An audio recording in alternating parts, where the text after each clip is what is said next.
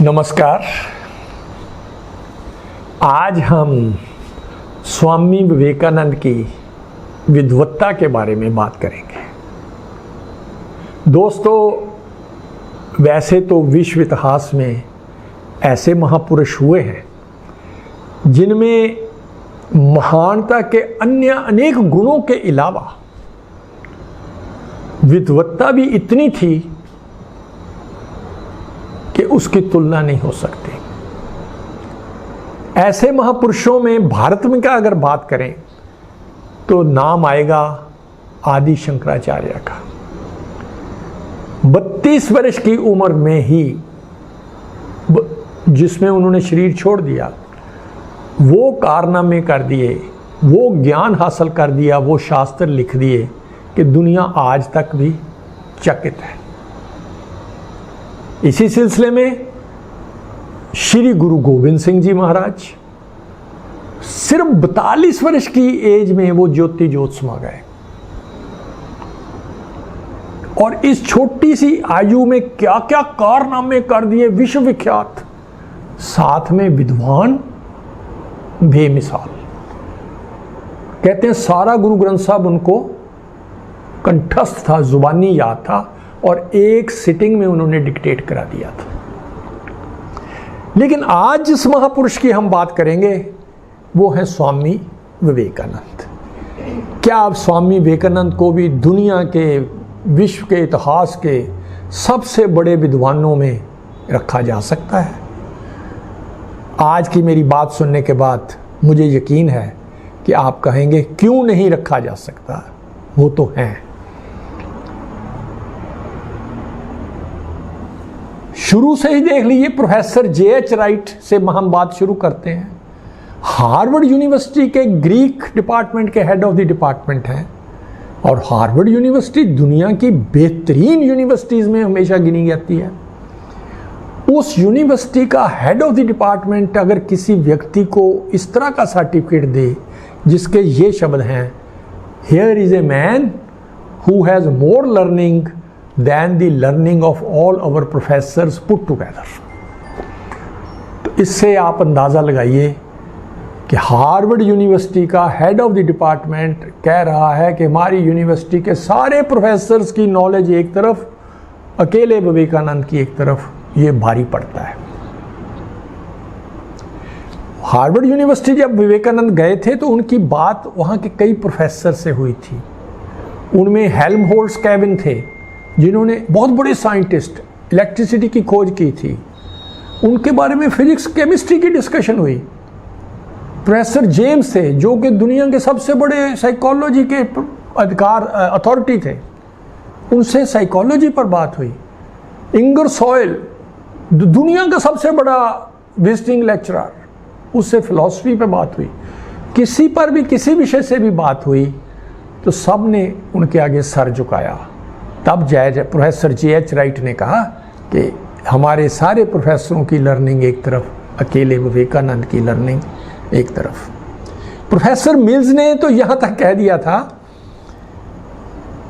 कि our professors look like kids in the presence of Vivekananda, यानी हमारे प्रोफेसर विवेकानंद की प्रेजेंस में बच्चे लगते हैं।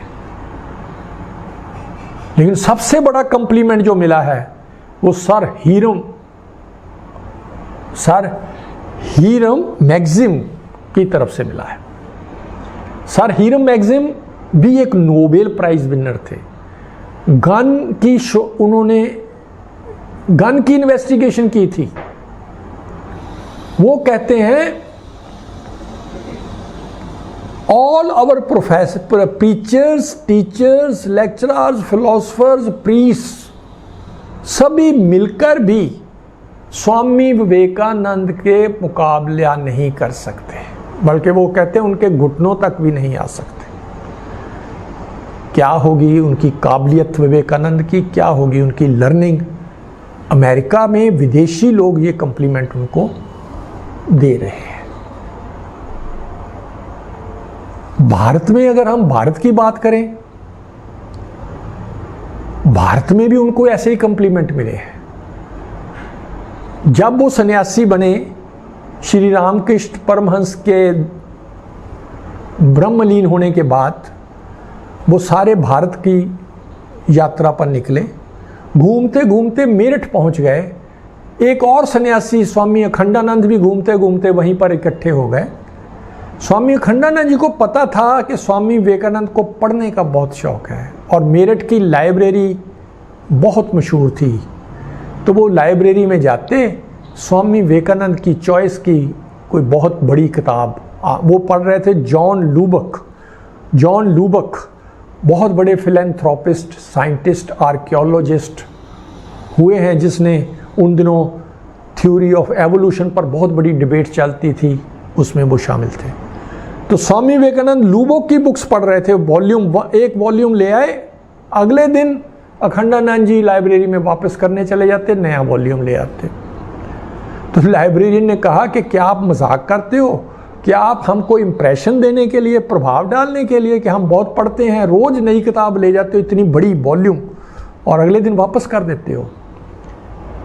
तो अखंडानंद जी ने कहा, मैं उस व्यक्ति से मिलाता हूं जो ये किताब पढ़ता है, और व्यक्ति था स्वामी विवेकानंद। तो स्वामी विवेकानंद ने लाइब्रेरियन को कहा, भाई ये किताबें आपने मुझे भेजी थी, ये मैंने सारी पढ़ी हैं, आप इन किताबों में से कोई भी किताब उठाकर मुझसे कोई भी प्रश्न पूछो। जो कि लाइब्रेरियन ने पूछा और स्वामी विवेकानंद ने एग्जैक्ट वो बात का उत्तर दिया, जिससे वो उनके चरणों में गिर गए। कहते हैं जब स्वामी विवेकानंद ने शरीर छोड़ना था, उन्होंने पहले डिक्लेयर किया था कि मैं 4 जुलाई 1902 को शरीर छोड़ूंगा, यानी कहते थे मैं 40 वर्ष का नहीं हूँगा, इसका मतलब 1902 में शरीर छोड़ूंगा, और अमेरिकन इंडिपेंडेंस डे 4 जुलाई है, उस दिन छोड़ूंगा, ये उन्होंने पहले कहा हुआ था। उससे 6 महीने पहले स्वामी विवेकानंद ने एनसाइक्लोपीडिया ब्रिटानिका पढ़ना शुरू कर दिया। अब एनसाइक्लोपीडिया ब्रिटानिका का तो एक वॉल्यूम अगर कोई व्यक्ति सारी उम्र पढ़ता रहे तो भी कंप्लीट नहीं हो सकता। तो इन्होंने 11 वॉल्यूम पढ़ दिए 6 मंथ में। और जब किसी ने कहा भी ये स्वामी जी क्या कर रहे हो, एनसाइक्लोपीडिया ब्रिटानिका पढ़ रहे हो, फिर वही सवाल कि आप इससे जो मर्जी पूछो। जो भी प्रश्न किया गया, कहते हैं जो साइंस की किसी भी सब्जेक्ट की इंट्रिकेट टर्मिनोलॉजी थी, उन टर्म्स का भी स्वामी विवेकानंद ने एग्जैक्ट एक्सप्लेन कर दिया। इस तरह की थी स्वामी विवेकानंद की याददाश्त, इस तरह की थी उनकी लर्निंग। सबसे पहले उनकी लर्निंग और एबिलिटी को जिसने पहचाना वो थे प्रोफेसर हेस्टी, उनके कॉलेज के इंग्लिश के प्रोफेसर, और वो विजिटिंग प्रोफेसर थे सारे वर्ल्ड के। सारे वर्ल्ड की यूनिवर्सिटीज़ में वो विजिट करने जाते थे, और उन्होंने सबसे पहले ये कह दिया था कि नरेंद्र, मैंने सारी दुनिया की यूनिवर्सिटीज़ में घूम के देखा है, पर इतना शार्प ब्रेन, इतना इंटेलिजेंट माइंड मुझे सारे वर्ल्ड में नहीं मिला। स्वामी विवेकानंद से खुद पूछा गया कि स्वामी जी ये कर्तव्य आप कैसे करते हो? तो स्वामी जी ने कहा इसके लिए 3 बातें बहुत ही ज़रूरी हैं। एक है प्रैक्टिस, जिस तरह से एक टाइपिस्ट जब पहले शुरू करता है तो एक अक्षर टाइप करना सीखता है, फिर एक वर्ड उसकी प्रैक्टिस हो जाती है, फिर एक सेंटेंस, और फिर एक पूरा पेज भी वो बड़ी तेजी से कर देता है टाइप। दूसरा गुण जो है प्रैक्टिस के अलावा वो है ब्रह्मचर्या, सेलिबेसी, अपने आप पे कंट्रोल, सेल्फ कंट्रोल। तीसरा जो है उन्होंने कहा मन को केंद्रित करने का अभ्यास, फोकस ऑफ माइंड। जिसका माइंड फोकस्ड है वो कुछ भी अचीव कर सकता है। ये उन्होंने गुण बताए। तो दोस्तों, आपने अगर विद्वान बनना है तो इन गुणों पर आप भी अमल करके देखिए, मैं भी ट्राई करूंगा। लेकिन आज मैं जो बात को ख़त्म करूंगा एक बहुत ही इंटरेस्टिंग इंसिडेंट के बारे को बताकर हम बात को पूरा करेंगे। एक स्वामी जी के से प्रभावित हुए थे अमेरिकन, जिसका नाम था लियोन लैंड्सबर्ग। उनका लिखा हुआ नोट जो उन्होंने लिखा था वो रिप्रोड्यूस हुआ है एशियाटिक सोसाइटी ने जो किताब स्वामी जी की 150वीं वर्षगांठ पर छापी एशियाटिक सोसाइटी ने, उसमें लियोन लैंड्सबर्ग के वो लिखा हुआ एक पेज है, एक घटना का जिक्र है। उस घटना के मुताबिक न्यूयॉर्क के logicians, rationalist, legal experts, thinkers, atheists, philosophers, उन सब ने मिलकर स्वामी विवेकानंद को चैलेंज कर दिया कि आप हमारे साथ जो भी बातें करते हो उसको डिबेट करो। विवेकानंद ने वो चैलेंज एक्सेप्ट कर लिया, जगह मुकर्रर हो गई। सब वो जो स्वामी विवेकानंद जी के राइवल्स थे उन्होंने आसन ग्रहण कर लिए, साथ में वो बड़े बड़े ग्रंथ बुक्स लेकर आए, रेफरेंस बुक्स, बड़े बड़े फिलोसफर्स की, दुनिया के बड़े बड़े फिलोसफर की। और वो प्रश्न, स्वामी विवेकानंद खाली हाथ वहां पहुंचे थे। पहले दिन वो बड़े कॉन्फिडेंट थे जो उनको चैलेंज कर रहे थे। कहते हैं कि जब उन्होंने कोई प्रश्न किया और स्वामी जी के उत्तर को उन्होंने काटते हुए उन्होंने किसी किताब को रेफर किया और कहा कि देखो ये किताब में ये बात लिखी हुई है, इस किताब से जो लिखा हुआ है इस फिलोसफर थिंकर ने, उससे आपकी आर्गूमेंट फेल होती है।